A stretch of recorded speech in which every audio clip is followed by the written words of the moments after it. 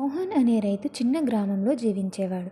అతనికి పెద్ద స్థలం లేదు. కానీ అతని కష్టం, నిబద్ధత చాలా గొప్పది. ప్రతి ఉదయం సూర్యుడు ఉదయించకముందే లేచి పొలానికి వెళ్ళి నేల దున్ని విత్తనాలు నాటేవాడు.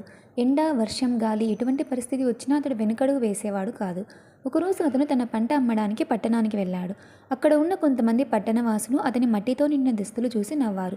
ఒకరు వ్యంగ్యంగా అడిగారు, "ఈ మట్టి వాసనతో నువ్వు ఎలా తిరుగుతావని?" అన్నారు.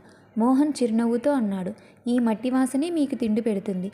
ఈ చేతుల కష్టం లేకపోతే మీకు భోజనం ఉండదు" అన్నాడు. ఆ మాట విన్న వారందరూ నిశ్శబ్దంగా మారారు. కొందరు సిగ్గుపడ్డారు, కొందరు తల వంచారు. ఒక వృద్ధుడు ముందుకు వచ్చి మోహన్ చేతులు పట్టుకొని అన్నాడు, "నువ్వు మాకు తిండి ఇస్తున్న దేవుడివి. నీకు మా గౌరవం శాశ్వతం." ఆ రోజు నుంచి ఆ పట్టణంలో రైతుల పట్ల గౌరవం పెరిగింది.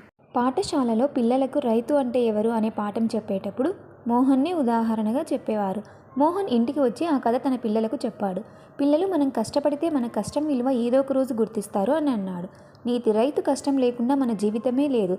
అతనికి గౌరవం ఇవ్వడం మన బాధ్యత. కథ నచ్చితే లైక్ చేసి సబ్స్క్రైబ్ చేయండి ఫ్రెండ్స్.